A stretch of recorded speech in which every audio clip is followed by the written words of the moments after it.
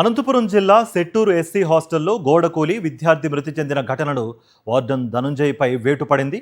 ఆయన్ను సస్పెండ్ చేసినట్లు సాంఘిక సంక్షేమ శాఖ డీడీ రాజ్యలక్ష్మి వెల్లడించారు. హాస్టల్ను పరిశీలించి విద్యార్థి మృతికి గల కారణాలపై ఆరా తీశారు. త్వరలోనే మరుగుదొడ్లను వినియోగంలోకి తెస్తామని హామీ ఇచ్చారు. మరోవైపు ప్రభుత్వ ఆసుపత్రి వద్ద విద్యార్థి సంఘాల నేతలు ఆందోళనకు దిగారు. బాధిత కుటుంబానికి ప్రభుత్వం తక్షణ సాయం కింద 50 లక్షల ఎక్స్గ్రేషియా ఇవ్వాలని డిమాండ్ చేశారు. అలాగే వారి కుటుంబంలో ఒకరికి ప్రభుత్వ ఉద్యోగం ఇవ్వాలని కోరారు. 8వ తరగతి చదువుతున్నటువంటి హర్షవర్ధన్ తేజ్ అనేటువంటి విద్యార్థి గోడ కూలి మృతి చెందడం జరిగినది. దీనికి బాధ్యత వహించాల్సినది ఎవరంటే హాస్టల్ సంబంధించిన వార్డెన్.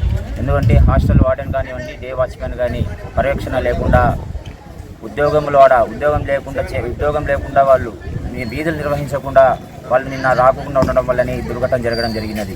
దీనికి హర్షవర్ధన్ తేజ్ సంబంధించిన కుటుంబానికి ఆంధ్రప్రదేశ్ రాష్ట్ర ప్రభుత్వం కానివ్వండి, విద్యాశాఖ మంత్రి తక్షణమే ఆ కుటుంబాన్ని ఆదుకోవాలని కోరుతున్నాం. మరిన్ని అప్డేట్స్ కోసం ఛానల్ను సబ్స్క్రైబ్ చేయండి. నోటిఫికేషన్స్ కోసం బెల్ ఐకాన్ పై క్లిక్ చేయండి.